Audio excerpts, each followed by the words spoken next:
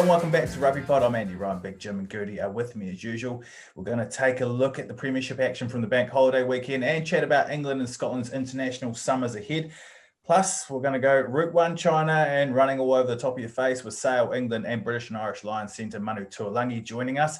So peel back, open your cloth and make sure you've subscribed to Spotify. Plus, a quick reminder before we start. We've got our first live show in over 18 months coming up in a couple of weeks, and it's on the 23rd of June. It's sold out, but you can still get tickets to watch the show live from anywhere in the UK or around the world. Just visit dice.fm and search for the Rugby Pod. And roll the dice. Get it? Roll the dice. Roll the dice. And talk about roll the dice, 23rd of June. I've just got a question, and it's relevant to COVID and the Indian variant, if you're allowed to call it that. But 21st of June is basically get your slippers out, actually throw your slippers away. Everything's open again. It's Judgment Day. Pushed back. Well, it's Freedom Day, isn't it? So on the 23rd of June, we've sold tickets for this being socially distanced. Surely if Boris comes good, now he's married. I went on his stag do. It was a brief one, but now he got married over the weekend. Surely if he says release day, Freedom Day, 21st of June, we could sell a load more tickets as well. Bring a friend, but not a wife. That's all I'm saying. You can get on the waiting list as well. So make sure you get on the waiting list. And if any tickets come available, you'll be the first to know. How's your weekend, boys? Did the sun get up to Scotland, Jim? Or are you still up there? Are you moved anywhere else yet? Or moving soon, actually, but staying in Edinburgh. Lads, we've made it. Spotted pod. Sun was out here. Andrew, I'm going to talk about my week before we can talk about your farm again. You love it then, lads, hell of a week. And you were part of that journey. So luckily for me, I was back doing what I do best. I was in the Lions camp interviewing the lads. They weren't overly keen to chat to me because they got together on the Tuesday night. I was interviewing them on the Wednesday for the famous grouse, which was lovely. It was just lovely to be around testosterone-fueled athletes again. And the weird thing about it was, it felt right, lads. Me being in a Lions camp, it just felt right. It really did. Yeah. But anyway, let's just doing interviews. Just doing interviews, but let's brush over that because more importantly, I got to see your good self, Andrew and Andy Rowe. Now, we did for the millions of listeners, right, who watched Friends Reunion. Did you watch Friends Reunion? Did you watch it on TV or not? No, I've just seen the memes of Joey. You need to watch it, lads, because it was genuinely like Friends Reunion, because it's been a while, right? And anyone who watched Friends Reunion on whatever channel it was on, Sky or whatever, I'm a big Friends fan. Well, Beck is. I'm a big kind of Joey, Chandler and Jennifer, all of them. I'm a big fan of all of them anyway. It was like that, definitely. lads. My goodness me. Well, talking about who's who and who your favourites are, having watched that and having spent some time with you two, it was very similar. Andrew, your good self, you've aged like Joey in the last 18 months. Andy Rowe. I did see some pictures of him. How big? Ridiculous. Yeah, Andy Rowe. He was comfortable. Andy Rowe, you, Chandler, mate, sat there on Thursday when we were together, didn't say a word. Did not say a word the whole time we were there, like Chandler. David Swimmer, my good self. Yeah, gosh, so who are you, Ross? Wine. Yeah, I'm Ross, mate. I'm David Swimmer. Fine wine, mate. No greys, just thriving. And that's how I felt, lad, seeing you. So we obviously met on the Wednesday or Thursday, don't know when it was, last week sometime, and then got home, watched that, and I was just smiling. And Beck said, what are you smiling? I said, that was us. I said, that was me and the boys from the Rugby Pod. Producer Tim won't allow that because he's got a kid. And, well, we've all got kids, but they're a little bit older. Andy Rowe hasn't got a kid, but he's Chandler. And, lads, it was good to see us. What I'm trying to say is it was good to see him be reunited again. It was good. There was a couple of things I was disappointed in, though, Jim. And the first and foremost, you mentioned that you felt you were a bit like Ross. But I've got to say there's a big difference between you and Ross. Think back to the Friends episode where Ross gets his teeth whitened and they are ridiculously white. Yours are like B4 brown now, aren't they? So they could be worse. They could be more. It's been a year and a half of lockdown. So genuinely, is there a C or not? Is B for brown? I don't know. Your toothbrush hasn't been on lockdown, mate. Oh, very true. But C for coming out for. Yeah, definitely. And then you sit there and you think, we sat around a table and it was all good fun. And then you put that picture up on social media of you smelling your own breath. And I'm like, mate, you don't need to smell it, because we were sat around that table and fuck me. What have you did see it. Dentists aren't closed, mate. Dentists are open down in England. I hate a dentist, Yeah, but The let's put it out halitosis there. was Let's put fucking it out there. horrendous. My breath ain't that bad. I'll be honest, but my teeth, the dirty teeth, they stink. They don't really, genuinely. They don't. Anyway, I'm No, quite they happy don't. for anyone to spell my breath. But Andrew, talking of teeth, you were with a fellow go out at the weekend. You posted it on social media. Didn't get it. All I know is I've seen a picture of you on social media with your mask round by your Adam's apple. That's all I've seen. Chatting to goats. But are you all right or not? I'm good, mate. I'm good. Yeah, we were down at the farm. I'm a bit sunburnt, to be fair. We spent the day at the farm. I had a really good weekend, actually. So it started off seeing you boys. I was disappointed the brown leather jacket didn't come out, Jim, if I'm being really honest. It was low key, wasn't it? Yeah, it was. It was. And you did lie in that description of what we got up to because you said Andy Rowe didn't speak. Apparently, he's got his own podcast that he would not shut up about the whole time. Very true. The Andy Rowe Show. Check it out. It's on YouTube Yeah. now. Oh, have you got a podcast? Have you? Okay, yeah. But yeah, no, it was good fun. So it's like that just got the taste buds going. A few G&Ts with my closest work colleagues. Was good fun on late last week, and then that See how he's keeping us at arm's length there with work colleagues. I'm just trying to be inclusive. I'm just trying to be inclusive. Professional. Really. He's trying to be professional, lads. Spotify pod. But yeah, no, it just led into the bank holiday weekend, and a few drinks, and then you take the girls to a farm, and then you end up in a pub. And what I've got to say is, I love being a bloke, right? And I love being a dad, and I love a lot of men around the world because men's toilets are horrific, aren't they? Yes. Absolutely horrible. Public men's toilets are horrific. So we're at the farm on Sunday, and the twins are 3.5 there, loving life, drinking loads of water. Daddy, I need a wee. I'm like that. Okay. Carolyn, shall I take Olivia to the bathroom? She's like, no, men's toilets are disgusting. I'll take her. My missus had to go to the bathroom with the kids. And because you've got twins, it's double trouble, double the fun. She was in and out the bathroom all afternoon. I'm just sat there in the sun going, okay, you go, mummy will take you. Off you go, do what you need to do. And it's one of them. So I love all men for making men's toilets absolutely hanging in public places where my missus she's a bit of a cleaning freak. And she just doesn't want them to experience horrible men's toilets. So I was quite happy with that, to be honest, being a bloke. So keep pissing on the seats, boys. Keep pissing all over the floor because it saves me a job of taking the twins. I didn't even have the nanny with us either. So it was one of them that, being a bloke is a good thing sometimes. Horrible humans. Talking of bank holiday, before we wrap this up of how our week's been, I mean, mine's been very eventful. Because it's bank holiday, I get invited every week to go and play touch with the lads. Because Monday we didn't record, it's now Tuesday recording. I've gone to play touch rugby last night. No word of a lie. I have been on my back all day. My back's gone. And Beck's just finished work and we've gone into town for a bit of food earlier before I've come home and lay on my back. And I've got anxiety walking around town. And she's like, what's wrong with you? I was like, I've got this weird thing in my head that if someone starts on me, Beck, that I'm not going to be able to fight. I'm not going to be able to fight back. So my back's out. She's like, well, look, what a weird thing to say. Like, why are you so weird like that? But genuinely, I'm walking around because it's obviously a lot busier.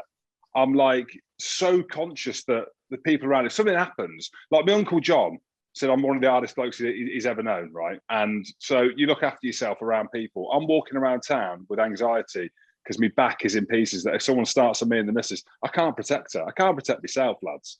So I just want to put it out there. I've got a match to play in August for the Matt Ratana Foundation. That's me. I'm done. Once that is out of the way, rugby dead to me.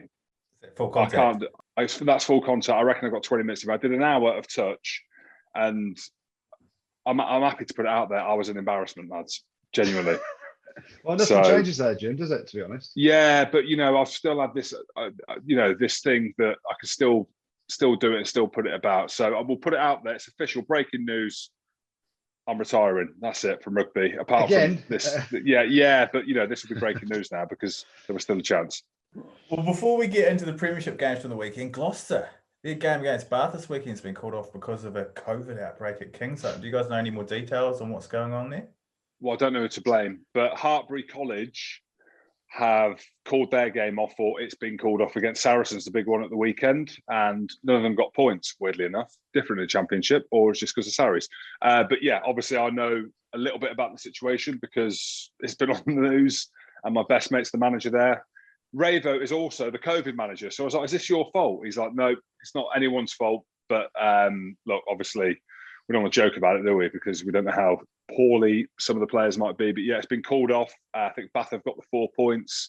If you're Gloucester, you're devastated because that win against London Irish at the weekend gave them hope of making the top 8, which would have meant Heineken Champions Cup rugby.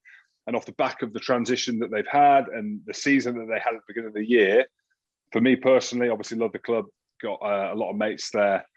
I don't know how it's going to unravel now, but ultimately Bath take that spot, and it's a shame for Gloucester, but this is the year that we're in, the 18 months. Let's just hope it's 18 months, no more, and we're coming out of it. But unfortunately for Gloucester, is it their fault? No, but the cases are in their camp, and we know that the rules and the regulations around it would mean that they need to give up that match and the opposition get 4 points. Done. Well, the opposition will get 4 points, but I think Gloucester will get 2 from what's gone on before. So they're still in with a shout, Jim. Last game of the season, they'll play if they can play it. And that, you first thought is hoping everyone's okay in the Gloucester camp, and it's not too serious an outbreak, and the people that have called it are on the mend pretty quickly. But Gloucester will get 2 points from this, which puts them up to 43. Wasps obviously are on 43 at the minute anyway, and Gloucester's last game is Worcester away, which Worcester haven't won a game since day one of the season. So it's still all to play for Gloucester if they can overcome everything and get everything right for that last game of the season. If it's really bad and they have to miss the next 2 games, then more than likely they are out the race. But London Irish, Wasps, Bath and Gloucester, Falcons to an extent until they had their pants pulled down properly at the weekend. What was that? Well, we might come to that later. But Gloucester, we just hope everyone is on the mend and it's not too big an outbreak, but they've still got a chance, Jim. You're saying there's a chance? Well, Bath were well beaten by Quins at the weekend, which means the top 4's officially sewn up. Jim, you must be pretty happy with that. Quins are in, locked in. Yeah, I'm absolutely pumped, never in doubt. What a game. I think if we're going to go all out ruggers, a game that me and Andrew spoke about on the phone, which means it must have been a good game because we love our ruggers. But quality game, sun's out, guns out and all that. Did enjoy watching that. And fair play to Quins. They've got a bit of underbelly now. Saw a bit of Marla's belly hanging out in one of the scrums, and that was the difference towards the end, wasn't it, really? Do you know what I mean? You look at the physicality that they brought, because it was an open game. There was loads of tries. It was really great to watch on the eye, but ultimately it was the scrum at the end. We saw Adam Jones sweating profusely with all that hair in the mane. The cameras kept showing up on him. But look, fair play. The Quins aren't there by fluke. It's been a difficult season to get into that top 4, to get into the top 8 that we've just spoken about. And I enjoyed it, Andrew. Bath played some decent rugby as well when they won. Yeah, they did. Max Ajomo threw a lovely seed over the top 4 on the tries. Marcus Smith pulling the strings again for Quins. And listen, the run that Quins went on, they fully deserve their spot in the top 4. Obviously, there was a change when Guzzi left earlier in the season, and they've been galvanised since then, really, led by Marcus Smith. Just one thing on Marcus Smith, Andrew, because you are well placed, because you scored a few kicks from the tee, as your ankle is now telling that story. Marcus Smith ain't good off the boot, is he? Why not? Well, no. Well, normally he is. He had a really bad day at the office at the weekend. Normally he's nudging 80%. Oh, is he? All right. Maybe. Yeah. I've just judged him. I've just judged him too early. It's just horrible. You're trying to find something horrible about Quins again, aren't you, Jim? No, there's me defending them. No, I'd say Danny Kerr just whooping and hollering to the crowd, but it was good to see the crowd. I'd say that. But I didn't know. I retract my statement, and I'll just follow suit and say he had a bad day at the office. Yeah, and he did. There's a couple of horrible shanks in there as well. So, but it's one of those things. You look at Quins, and they've got so much X factor around how they play now. Don Brandt's offload for one of the tries as well was absolutely ridiculous. Pure class, and they just pull defenders out the line. Marcus Smith does it so well. Danny Kerr did at times. Landaho when he came on. Danny Kerr actually got hooked off after 50 odd minutes. Hooked? 100% got hooked. His defence, he was playing well ball in hand, but his defence, you watch some of his defence, it's like he didn't want to tackle. It was the old Quins of, we'll play touch, but we'll score more tries than you, so we'll win it, which, doesn't win you knockout games, really, does it? So I think they leak a lot of tries, Quins. They leak a lot of points, but they score a hell of a lot as well, which is good in the league phases. You get to a semi-final, and we're still waiting to see how it pans out, who's going to finish top, because Obviously, Exeter are still in the mix to finish top. Who's going to finish second? So that whole 1 to 4 could move a little bit. And you sit there and you go, who would you rather play? Sale could end up still finishing second if Exeter, don't win both their last 2 games. And you sit there and you think, where do you want to go? Would you rather go away to Bristol's or away to Exeter if you're Quins or Sale? I mean, it's a tough one, isn't it? Exeter have come back into some ridiculous form at the weekend. Bristol have got the all-court game, although physically Sale dominated them at the weekend, I thought, at times. Quins, they deserve their place in the top 4. They're rank outsiders, and I don't mean that in a mean kind of way. I just mean you look at the other 3 teams that have properly got some grit about them. Knockout rugby, when you leak in 30 odd points a game, which Quins have done, it's a different kettle of fish. So Andrew, I'll say it. This is the end. This is the end of the road for Quins. This is it. This is it. This is as good as it gets. I've said it. You're horrible, Jim. Well, forget about the top 4. Wasps' top 8 chances were dealt a blow after losing at Northampton, weren't they, Goody? Yeah, they were. And there's a few. There's a few talking points. I know he's going to say this because again, we spoke about it on the phone. I enjoyed it superficially. Sun's out, guns out, and all that. A few sunburnt heads. Dan Robson, how burnt is his head? But he's probably used to it now. He's been bowled for about 2 or 3 years. Andrew, he was like, Jim, there's a few talking points from this game. Ribbons in the line out and all this thing. Did you see this? I didn't see it. Lads. Just saw Northampton rock up and score some decent tries. Yeah, I mean, to be fair, Northampton deserved to win. Let's set the scene first. Courtney Laws was back fit and firing, and I think he was actually asking to come off towards the end because I think it was his first game back, and he put in a stint in the turnovers left, right, and centre. And Saints deserve to win, but there's some key talking points, and when it is going to boil down to the minute details of the back end of the season now, where there's effectively a knockout game this weekend. Wasps play London Irish. Whoever wins that probably will end up in the top 8, and people point fingers at referees and TMOs. Graham Hughes was a TMO. Go on. And it's literally like he was having the biggest poo ever in the last 15 minutes, whether he was watching it, whether he wasn't, whether he didn't want to check stuff. And it all boils down to 23-20 to Saints. They're ahead. Everyone's talked about this shot that Bigger put on Umunga's head with his shoulder in a rock, which they didn't even look at. And to me, it's not a red card. I'll set the scene first. It's 2 fly-offs, and actually, Bigger's gone to clean him out. He's caught him in the head. Ashton got sent off a few weeks back for something of a similar kind of dimension, but with Bigger's one was a lot less powerful. There wasn't much in it, but it was a penalty. It probably was a yellow card. Bigger then puts a lovely kick into the corner. Wasps have a line out 5 meters out from their own line. Shorten line out. Ball comes in from Tom Cruise. Will Rollins takes it. David Rivens, who had a good game, is up in the air, slaps it down out of his hands. So it's either a penalty. It should have either been a penalty for slapping it out of his hands. That ball then goes forward. Tom Wood picks it up, dives over, scores. Graham Hughes is like, just finishing my biscuits. That's fine. Play on, try. Yeah, carry on. Like he hadn't even watched it. So that then who's eating biscuits in that heat? Who is eating a biscuit? Well, he's probably at the ice cream van, to be fair to him. But yeah, I mean, that put Saints 30 points to 20 up, and they deserve to win. But when there is a lot of people are talking about trial by social media or trial by, the TMO. The TMO's there to do a job. You've got to do your job. And if there's clear and obvious things like that, you've got to be better at it. And Graham Hughes is one of the most experienced TMOs in the land. It seems, you go back to the Newcastle Wasps game when Carreras has gouged Josh Bassett, clear as day on TV. Graham Hughes hasn't even noticed it. He's like, no, he held him up. No, he held him up. It wasn't a try. No, but he just said he gouged him. Exactly. So, I mean, Lee Blackett came out and said he was disappointed. It's not about getting Dan Bigger banned or getting him cited, because that's not the case. A, he's not been cited. B, it wasn't a red card. And it was a yellow card and a penalty, which would have changed, the following few actions where Northampton ended up scoring a try to win it. And 23-20 with about 7 or 8 minutes to go, it's all to play for. And luckily Wasps, quite kind of interesting. Wasps get a penalty after the 80th minute.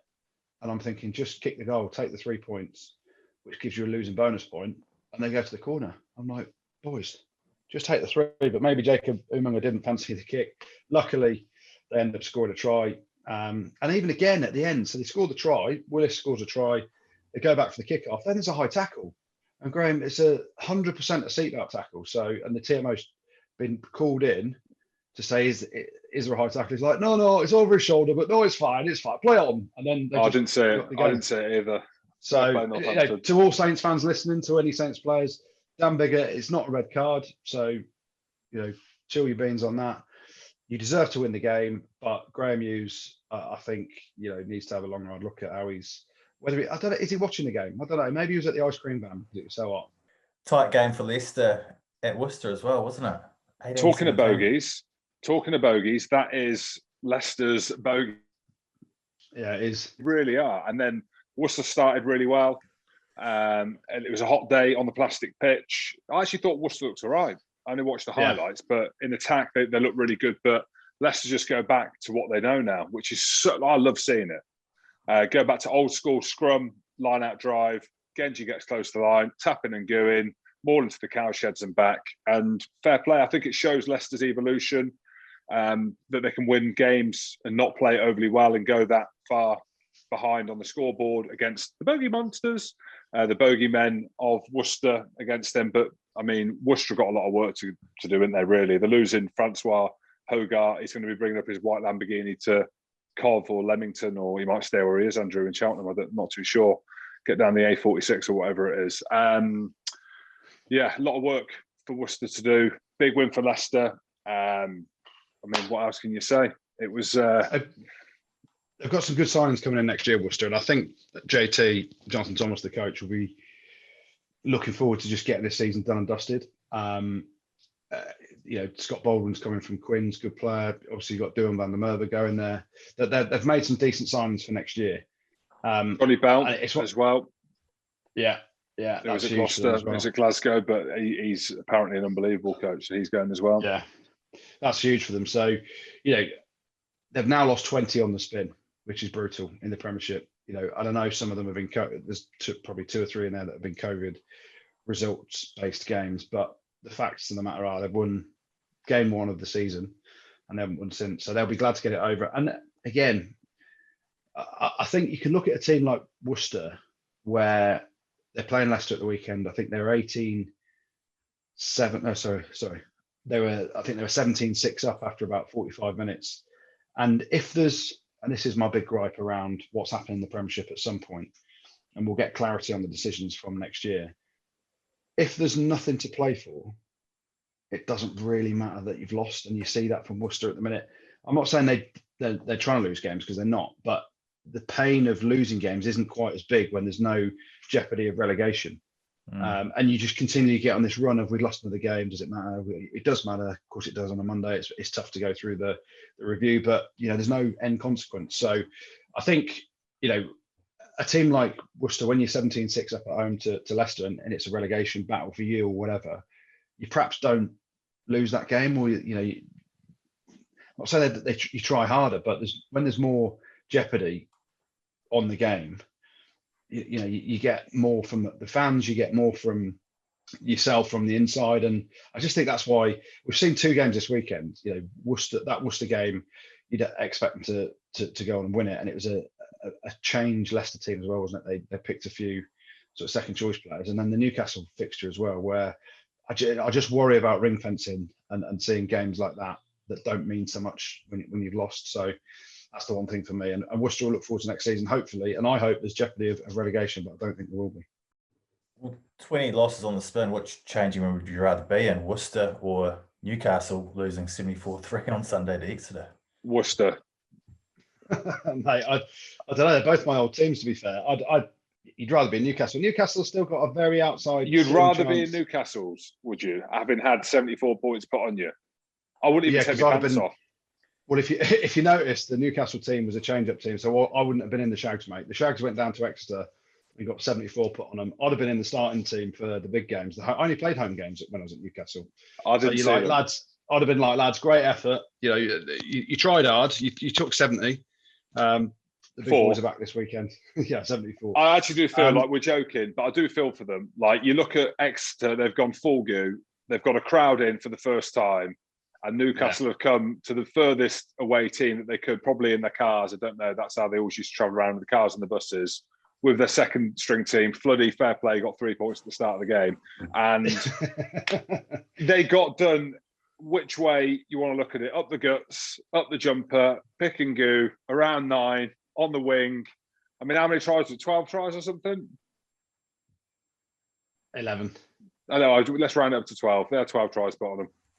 Call it 20. It was hard. Call it Hard, yeah. Hard day at the office. So we don't want to obviously take the piss too much, but Exeter, phenomenal. Obviously, Ali Heifer mentioned at the end of the game. They're now trying things towards, and Slady mentioned it as well. The funny thing that I thought about it was, not the funny thing, but they were talking up Newcastle's D. Oh, they came, they're really physical, and mate, you've just put 74 points on them. What do you mean? Yeah. It was a training run at times, wasn't it? And okay, Newcastle fronted up a bit, but do you know what it was to me? It was a bit of a Exeter's kind of flag in the sand, saying, yeah, there's all these other clubs here. Everyone's talking about Bristol, how good they are. Everyone's talking about Quins, the run there on how physical Sale are as well. And Exeter showed everything in that game, like you said, Jim. The power game, the pick and goo, the razzmatazz at times as well. Some of the touches from Slade were ridiculous. Joe Simmons as well was phenomenal. The only thing I was really disappointed in, when your team scored 11 tries, why Sam Simmons only got 1?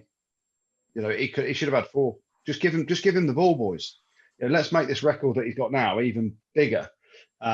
So yeah, they were phenomenal, and it's basically saying we're back in front of our fans. We're a champion team. It's the first time their fans would have seen them live since they did the double last year, which was a phenomenal achievement. Which now has been parked, doesn't it? Because new season, you just move on, and everyone, you don't kind of forget, but they're in a different battle now, aren't they? Obviously, Toulouse are European champions now, and they've lost that crown. So yeah, we're here. These are our playoffs. We've been in the last how many finals, and we are the team to beat. So it was a decent reminder to all the other 3 teams in the playoffs that they're the big dogs. I do worry, though. I should say, I've got to put it out there and put it on record that I do worry for Stuart Hogg and the sunstroke. It's blonde hair. Man, blonde, whatever. I don't know whether that makes the sunstroke worse. I've seen him post a picture on Instagram, and I've redder than a cherry, mate, is all I'm saying. My goodness me. My goodness me. He does not like the heat, that man. Well, we'll have a chat to Manu Tuilagi shortly, but he's back in the weekend. Good to see him back on the pitch, and Sales win over Bristol. All I know is he came on. It was great to see him back. He comes on, he obliterates Max Malins in a ruck, and then they go on to score a try and win the game from there. So, however much they're paying Manu, it's not enough, Alex Sanderson. Pay him more. He's just signed a 2-year deal, hasn't he? So, great to see him back. And it was a hell of a ding-dong, wasn't it, on Friday night? Half-time, it was 0-0. And then, when you look at that score line and you think, how shit is that? Imagine some of the Pro 14 games that are 0-0 at half-time. You're probably thinking it is a terrible game. But actually watching it, it was the best 0-0. There was end-to-end rugby. There was physicality. There was, Bristol were chucking the kitchen sink at Sale. Sale defending like their lives depended on it. It was a phenomenal game of ruggers from 2 of the teams that could meet again in the playoffs, depending on where both teams finish. I loved it, actually. What about man of the match, Jean-Luc Depré? Have you ever seen a man take a kickoff and run through about 15 people? Like, I have, Jim. I have. When? Jim Hamilton against India. There ain't many that can do it. But all I'm saying, every time he got the ball, I was like, my goodness me. Because most of the time, and even under Alex Sanderson, you're thinking, just set the kickoff up. Just set it up. Just take it into contact. Hit the deck. As Jim, hit the deck as hard as you can so you don't get blasted back. You've done well to catch it to start off with them. You normally bounce off your head. Well, generally, yeah, you're right. If it's rolled along the floor, it's come off my head and someone else has caught and I've just carried them in. Jean-Luc Depré, watch that monster carry a rugby ball. My goodness me, hard as nails. I even tweeted that I thought Dave Atwood was international standard, and he is. I agree. Clever. What a game. And that's what makes it really interesting, doesn't it? Like, in terms of, we're talking about Bristol and Sale. We're obviously throwing Exeter. Don't be horrible to Quins, but they don't stand a chance against any of them 3. And you look at the different styles of play. You know, that defence from Sale and the physicality, and you've got Faf end of the show at 9. Sale could do it, you know, like genuinely, just off the all-out physicality that they've got in D, and some of the South African talent that they've got, as well as obviously, you know, the English influence. Put a tweet out there today, people got annoyed about me just saying that they're full of South Africans, which they are, but they've also got good English talent. But I don't know. Bristol's has a few talking points. Obviously, Semi Ranrandra, my goodness me, should he have had a red? I was trying to work out, could you give 2 yellow cards in the same phase of play? Because he obviously got yellow carded for the secondary high tackle in the 22. And Christoph Ridley, the ref, he didn't want to look back at that. He was like, no, I'm happy that that's a yellow card. That's why he's gone to the bin already. So I feel for Christoph Ridley. I felt for him in the match because he seemed a bit flustered, right? And it's all well and good having the TMO coming in and you can hear that on the TV. What I wonder, Andrew, and you might be able to answer this. So Austin's obviously one of the best in the business, right? He picks stuff up. He has an opinion, apart from the European Cup final where he was calling for a penalty that never was at the end of the game. If the lads are on comms calling, oh, that's a red card, or oh, they need to go and look at that, I think the TMO can hear them. I think there's almost like they a can. part of, well, there you go. Because on Semi's second tackle, which was a flying arm on the cover tackle, which he got binned for as well, which was a sin binning as well, the TMO is telling Christoph to go back and look at that, I think, off the back of the commentators. Christoph didn't want to go back to it. Then he's like, right, I've got to go back to it. And you've got him and you've got Hamish, the lad with the old bold spot as well. And there was just too many voices. I'm all for the linesman coming in. I'm all for the TMO coming in. But I actually felt for Christoph there because there was so much going on and they had to manage to make a big call. Who's sending Semi off? That's all I want to know. The big thing around it is that the TMO can hear the BT Sport commentators. I generally think that needs to change. Really? I do. You can tell. You can tell by the swing. And as soon as Austin or Benny or whoever's on commentary, generally Austin because he's more outspoken, then you hear the TMO come in straight after, and it's almost like it's they're waiting because the ex-players pick up things, don't they? Like, you know, you'll see if someone's got off their feet or if it's a forearm or something cynical. And I agree with you, Goody. Yeah, I think they need to change that because, and TMOs need to just be more consistent. You know, you look at, obviously, I talked about it earlier, didn't I? With we've gone over that game. Yeah, I know, but he's missed a complete gouge in a Newcastle game a few weeks ago. Yeah, you know, we're here and Ian Tempest. We're now saying Ian Tempest, the TMO, he was reacting maybe to Austin and saying you've got to check this as well. So there is a balance, and you're never going to get it perfectly right.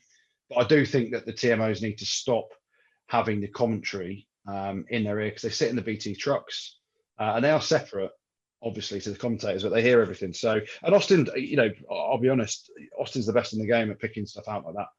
And seeing stuff, and his analysis is great. And you should be able to have that opinion. If you're on co-coms and you see something, you think you see it, and you think, yeah, actually, that needs checking. I think it's a yellow or a red card. Then your job as a co-commentator is to say that because you're giving the colour and explaining what you've seen in all your experience. So I just think that the TMOs need to not listen to the comms, and it was tough for him. And you know, the first tackle actually. That they checked over. The only thing I didn't get was when they went, oh yeah, AJ McGinty's he's won the collision there, so there can't have been that much force. I'm like, Semi Randrandra has absolutely tried to annihilate him. He's just spun out of it by chance. But it's not a red card. It's millimeters away from being a red card. It just catches him on his chest as opposed to initial contact on his chin. But you've seen him give him red cards. They knew how big a call it was, didn't they? They knew the context of sending Semi off there. Not that that's the reason they didn't send him off, but to make sure that the call was completely spot on. And so what we're trying to say from this is fair play to Christoph Ridley is what I'm trying to get to the point of it. Yeah, but hell of a ding dong, wasn't it?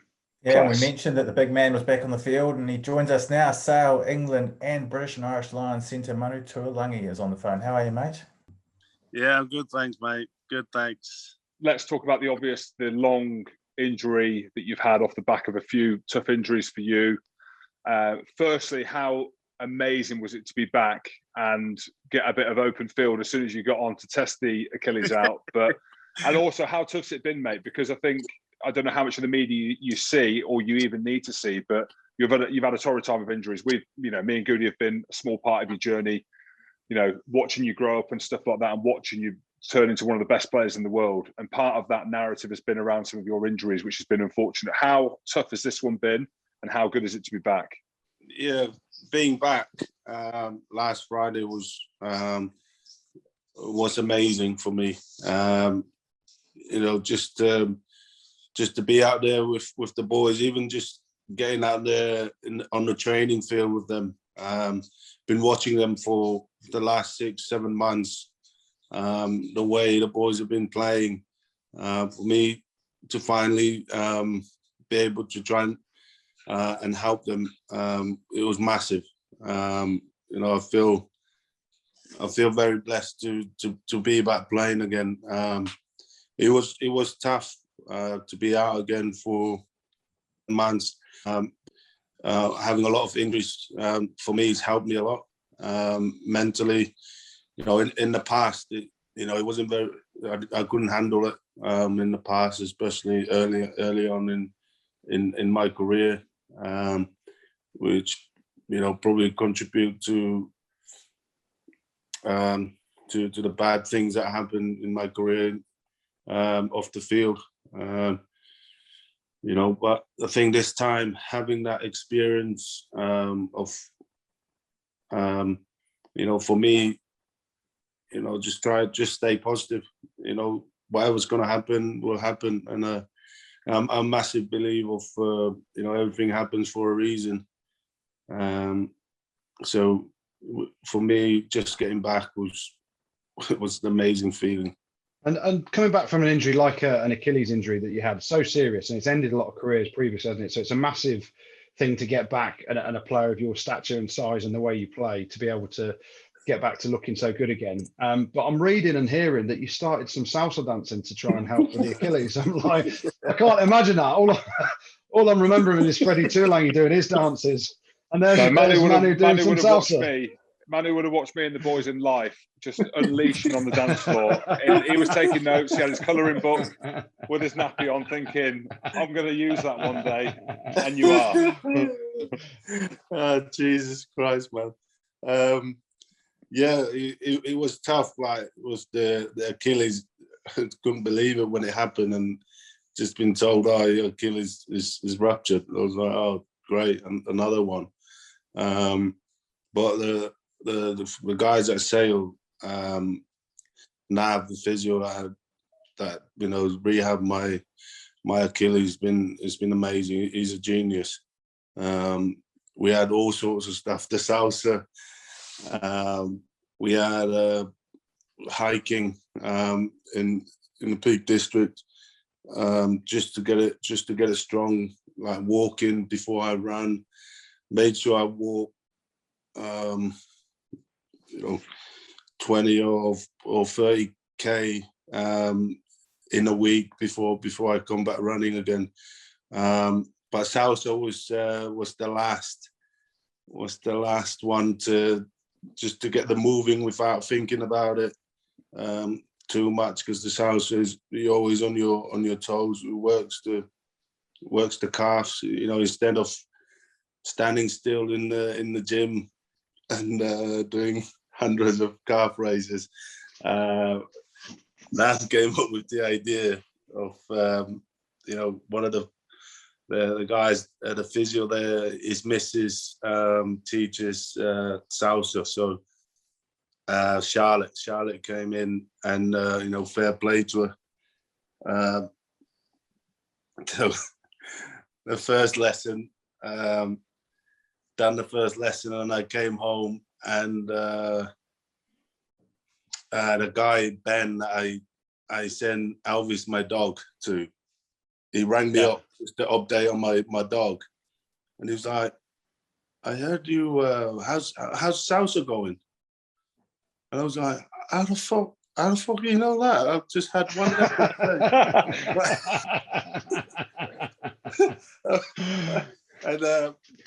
and apparently I said to my missus, like, how do you know that? And I said shit on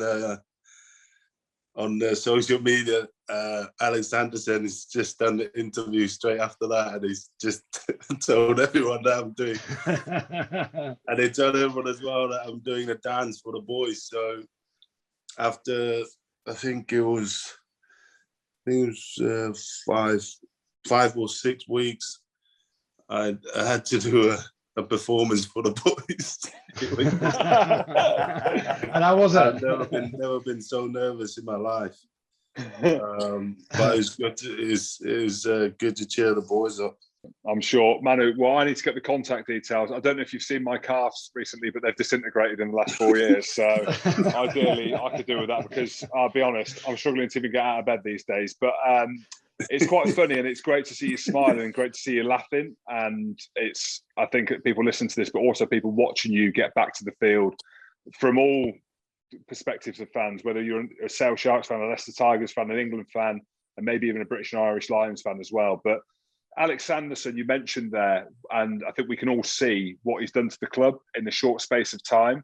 How positive has it been with him at the helm? How positive has it been for you, obviously signing another 2-year contract while still being injured? But he speaks about you. I mean, I know he speaks highly about you when we were at Saracens, but you know, him being at the club now, how big has that been for you personally, but also the club as a whole? He's unbelievable.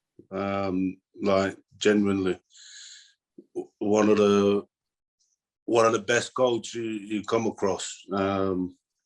Just like, you know, first of all, he's a genuine bloke, like a good bloke, a good person,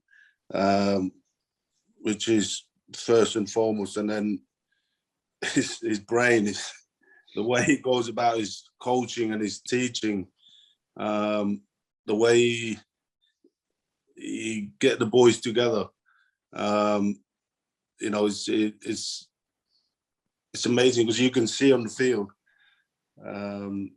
how together we are, and that's what he is trying to build here. I think, you know, with him, with Alex coming from such a successful environment, he wants to create that environment of a good environment,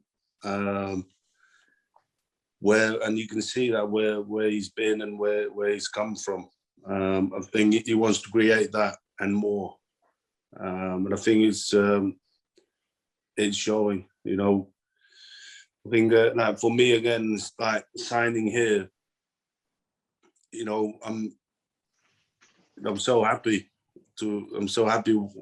where I am. You wake up, and you want to go in.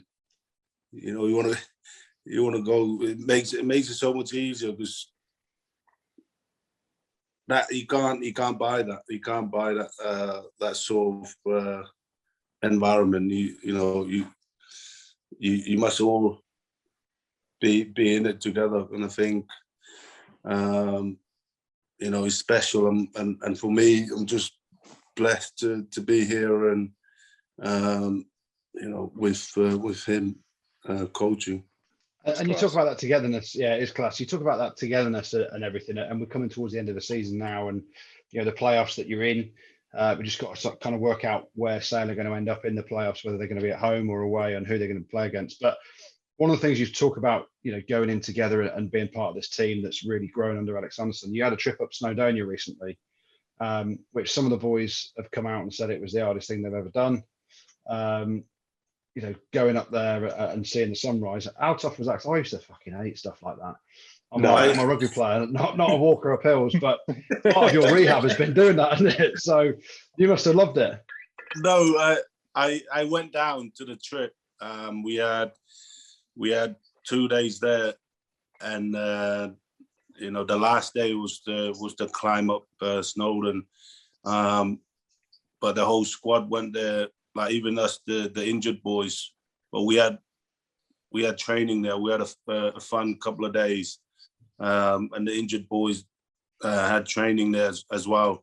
And you know, we listened to the guys that you know, the ex-army, ex-marines, listened to Alan that he takes people to the North Pole, and we listen to his story and how they get there. You know, with the discipline and everything that goes with it. And we obviously that's the biggest part of what Alex is doing is bringing different things in, not just rugby, not just rugby. It's trying to see other things and try and relate that to us as a team, and trying to bring that togetherness. And I didn't do the climb, but the boys said it was tough, the toughest thing that they've ever done. So they got woke up at 11 to get ready to leave at 1 to climb up at 1 o'clock so they can be up there for the sunrise. And it's hard enough climbing it in daylight, let alone climbing it at night time. Like trying to stay together as a team to make sure that everyone gets up there safely as well, because it's, by the looks of the pictures, it's not like, it's literally rocks, big rocks. You have to climb up it, and it's not just a road, like a zigzag road. You literally climb up massive rocks to get up there and get down. I think the boys said it took 6 or 7 hours to get up and back down. And the boys, funny thing, they said that the journey back, literally when the boys got on the bus, no one said one word until no one said one word until they got back to Carrington. And I think that's how tough it was. Manu, let's talk about some of the headline stuff then that comes out when, I'm going to speak about you in the third person, when Manu Tuilagi takes the field, everything starts getting spun again, doesn't it? England, the British and Irish Lions tour. You know, we've had a personal chat about the British and Irish Lions tour a couple of years ago, about your appetite to be on one of them tours.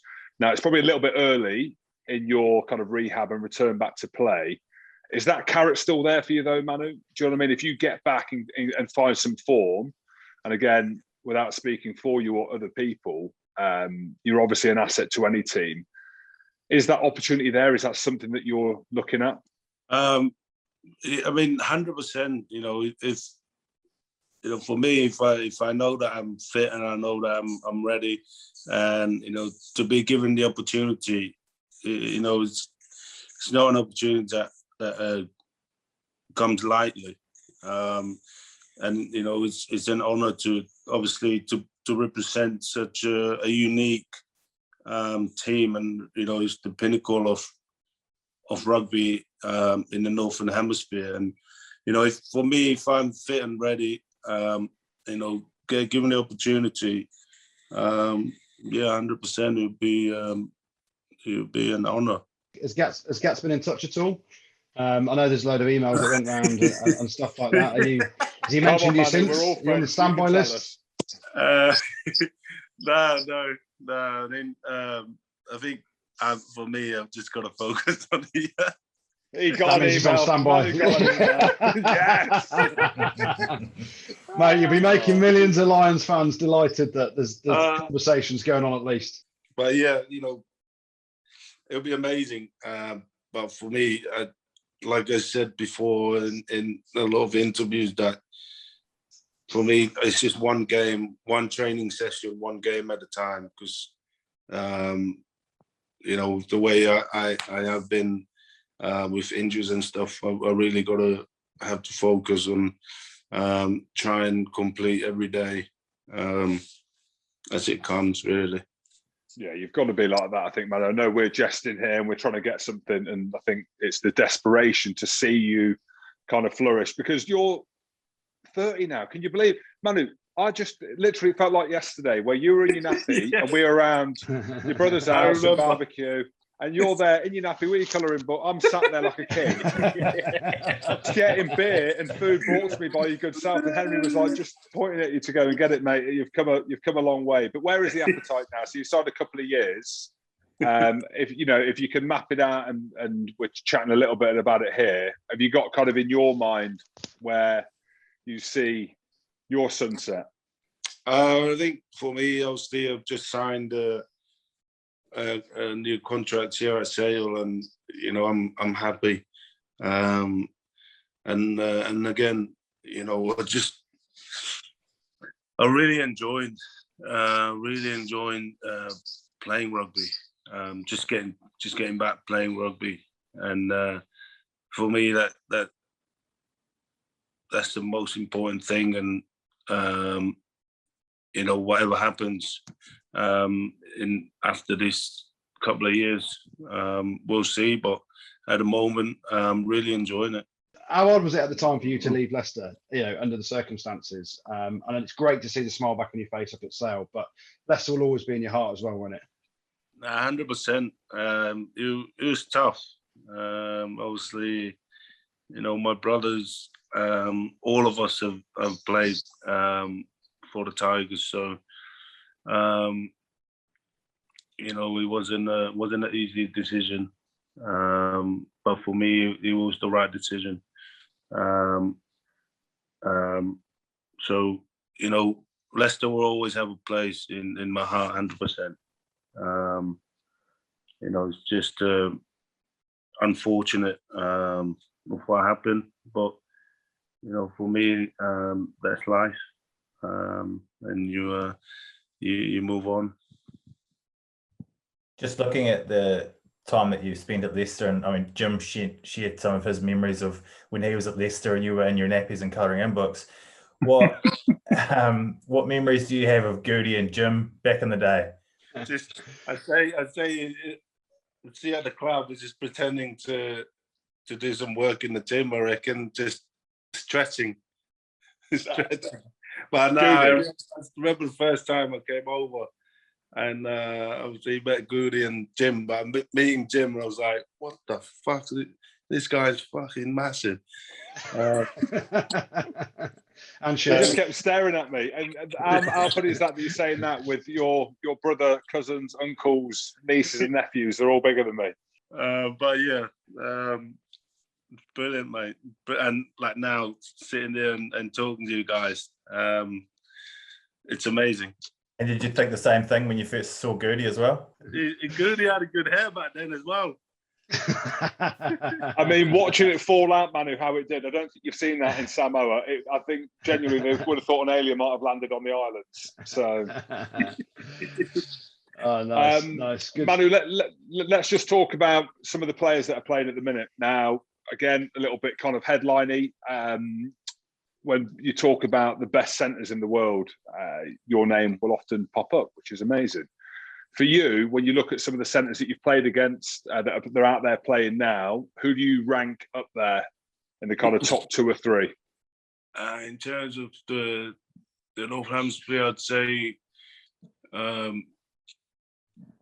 Slady definitely up there for me. Really?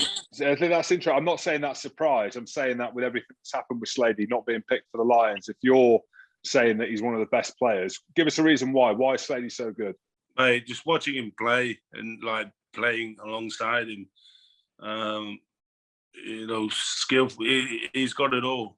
I reckon. He doesn't look it by he's physical as well as being skillful. So that's why he's up there for me, really. And again, so when you're playing for England, you're playing against the All Blacks in South Africa and Scotland, all the big teams. Anyone where you're like, right, I need to be on it today, or you're a little bit worried? I think that Ireland, I'd say definitely Bandy and Henshaw. What about me running down your channel for Scotland? Do you remember me taking that short ball? Do you remember me taking that short ball, man, around the corner or not? You might not remember it, but I remember it.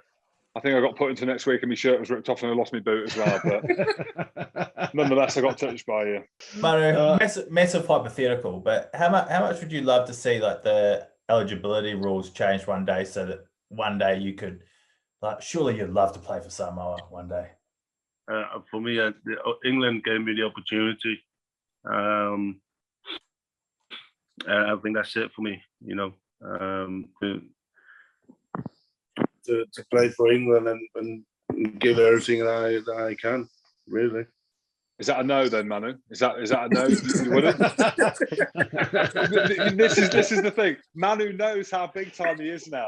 He's like Freddie's on the phone, who's his agent, Global Bros. Say anything, but don't say everything. That's it. So, Manu, would you go back to play for Samoa or not? If Eddie Jones was like, Manu, mate, we've had enough. Slady's unbelievable. Samoa get on the phone, get on the blower, and say, Manu, come home, son. You're in. Yes or no? Oh, Jesus Christ, man! You have to give us a yes or a no, and then we can talk about your gin. Oh, let's talk about the gin. Yeah, let's get to the gin. I'll take that. He means yes. Yeah. Well, let's talk about the gin. And obviously, we mentioned your brothers earlier, and you're part of the gin company, Tuilagi Gin. How did it come about, and how do we get our hands on it? Because there's nothing better than probably a Tuilagi Gin and elderflower tonic for me. That'd be my tip. No, it's Freddie really. Generally, the reason that he decided to do the Tuilagi Gin because he drinks so much of it. It's just generally he's drinking so much of it that he was having a chat with the Graham, the guy that he's done it with. He's having a chat with him like, Freddie, you drink so much gin. Why don't you like do your own gin? And he was like, because I'll drink it. I'll drink it all, so there'll be none left. Nice, good stuff. All right, Manu. Well, thank you so much for coming on the show. I really appreciate it, and great to see you back out in the field. And hopefully, no doubt, we'll see you in South Africa, won't we? No, thank you very much. Thank you very much for having me, guys. Top loco. Top lad. Salt of the earth. Absolute legend. Yeah. It's our Manu. Gave us loads there. Basically, he's on the plane to South Africa. He doesn't rate anyone apart from Henry Slade and Bundy Aki and the other Irish guy, Henshaw. And he's going to be playing for Samoa. He gave us all the exclusives there. And the gin, basically, there's none left. So if anyone wants to buy the Tuilagi gin, you can't. Freddie's drank it all. Yeah, Freddie's drank it all. Buy the rum instead, and you'll be hungover for about 10 days. Yeah, I mean, Salt of the earth is our Manu. Yeah, he is. I love the Tuilagi boys. Having played with them all, and you see Manu, every time you see him, he's just got a massive smile on his face, hasn't he? So it's so great to see him back fit. He's such an effervescent character. Not a care in the world. All the injuries he's had, he's like, I just happy playing rugby. I just love his accent as well. The Samoan Leicester coming out of him. He does sound a bit German. Like it's kind of a mix. It's like my multilingual. That's just the cook dashing slash proper slabber. He sounds nothing like that, Jim, to be honest. No, very true. Yeah, he's got the Leicester accent. Yeah, great to see him back. Imagine playing with him. Just give me the fucking ball, Chief. And then I did play with him. He's giggling 24/7. So great signing for Sale. I know there was obviously a big pull for him to leave Leicester, and it was tough on the old heartstrings and stuff. But with Alex Sanderson at the helm and what they've done to get Manu fit again, thinking outside. Imagine Manu salsa dancing in front of the lads. You wouldn't be taking the piss, would you? You'd be like, mate, Manu, that was awesome. I'm giving you a 10 for that, Manu. You'd be clapping, but you'd be pushing yourself under your chair. But that's what I mean. I think, look, as a fan, Goodey, and having played with Manu and watching him flourish and turn into arguably the best player in the world in his prime, seeing what he's gone through with his injuries because of the way that he plays, like I wanted to ask them questions. Like, I want to see him go on a Lions tour. I want to see him in South Africa carving up. Do you know what I mean? I want to see him playing for England again without pushing him too far. It did sound like he was going, didn't it? Did it or did it not? He didn't say it, but you read between the lines, and I'm pretty good at reading between the lines and the lions. He's going. He's on that plane at some point. You're welcome. Whether it's straight away or not, but great fun having him on. There's a few big names floating around in the rumour mill this week, though, isn't there? We've not done the rumour mill for a long time. Let's get some more headlines, eh? Let's just throw a few out there. Sergio Parise to Quins. Now, you what? You've got. I'm telling you now. I don't.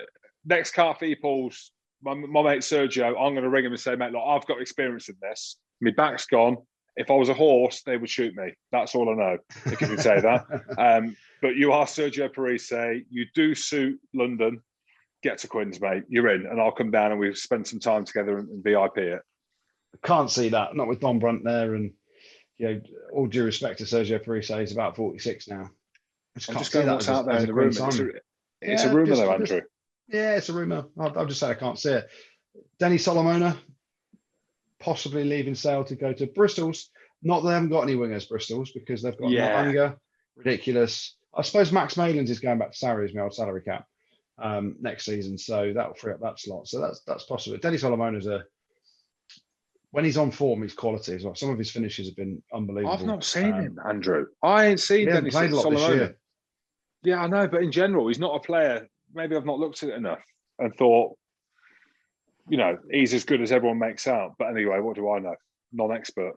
Thanks, Goody. Thank you, Tim, and thank you very much for listening. Don't forget to check us out on YouTube and head on over to Spotify, and we'll see you there. Rugby Spob. Spotted pod.